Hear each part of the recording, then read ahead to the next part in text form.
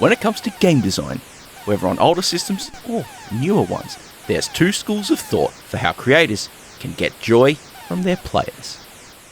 One is about creating titles which offer a challenge, but a fair one at that, which can be learned and truly mastered whilst bringing players into the zone. The other, it's about creating titles which serve to torture players, primarily through twisting familiar mechanics in ways which are sure to drive players up the wall, thanks to the unconventional nature of what's being done. And when it comes to modern developments on the Commodore 64, there is no one as proficient at that as Misfit. And now it's time to dive into his latest release, Crazy Blaster, to see just how he's best with us all this time around. This is Beyond the Scanlines, a series focusing on interesting games on classic computing and gaming platforms. Crazy Blaster puts you in charge of a dinky starfighter. Your mission? Navigate your way through each of several screens, rescuing all the cosmonauts present, then return to your landing pad to move on to the next. That's at least the core of it, but you'll soon learn things change a lot as you make your way through the levels, with other objectives needing to be met as well. In theory, this all sounds like a straightforward enough task, am I right? Oh no, it's not quite as simple as that.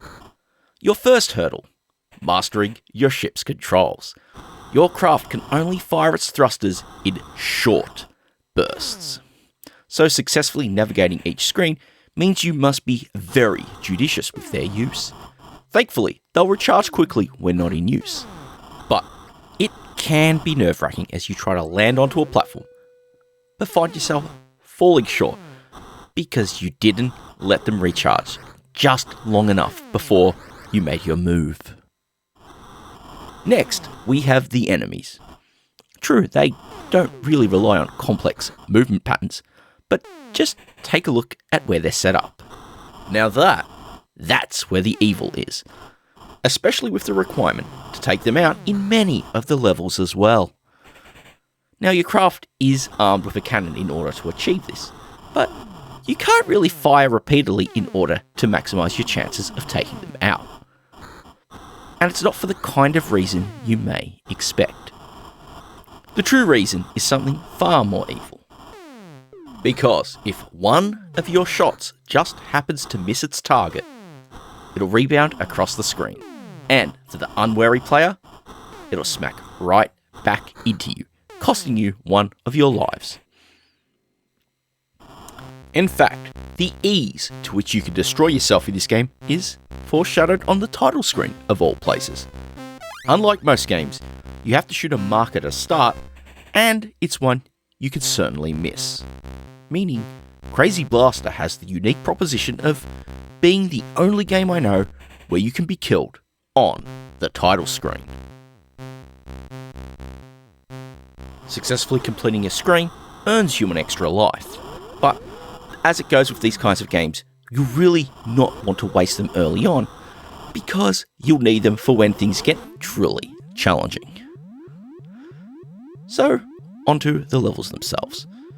Even though these are all confined to a single screen, you'll find that there are some devious traps which have to be negotiated. Each involves you thrusting between the platforms, balancing firing your thrusters and letting them recharge to move on to the next, and rescue those cosmonauts. Once you've satisfied all the objectives, you'll be told to return to base, which means you need to repeat what you've done before, making your way back to base, preferably as quickly as possible, because once you beat the stage, any time left over will be used to give you bonus points. Later levels do offer up some power-ups which are used to improve your firing rate.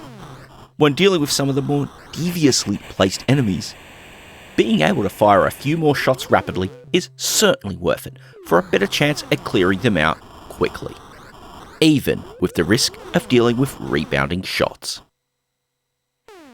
After every 5th stage, you're going to get a bonus screen.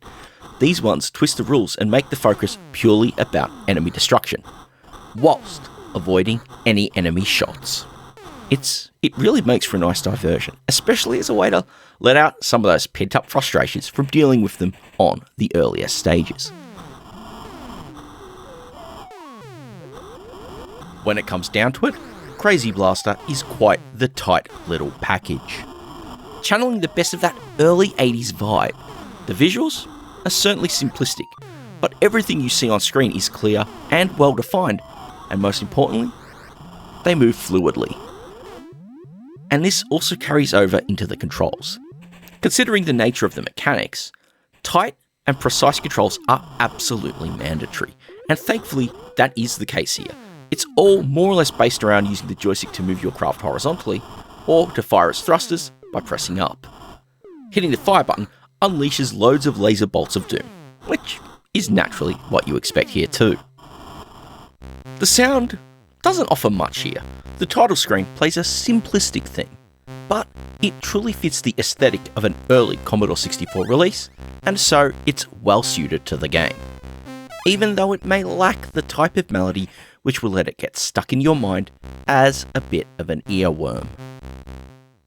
Getting in-game though, it's all carried by the sound effects, and while you shouldn't be expecting grand, bass-filled shaking sounds like you might get in other games of the time, you do get the usual assortments of zaps, booms and crashes, and they do make for an arcade-style soundscape. If I had to level one complaint with Crazy Blaster, is that it's only available as a physical cartridge purchase. Whilst it's absolutely worth its asking price as part of the Future Was 8-Bits range, especially coming in that cute, stumpy cartridge form factor, it has to be said there are plenty of people out there who, unlike me, aren't running original hardware, and as such, are cut off from even being able to try the game out as a result.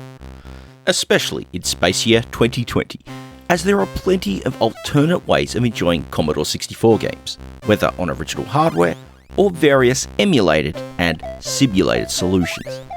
As such, the lack of a download option kind of studs the potential audience, which is an absolute shame.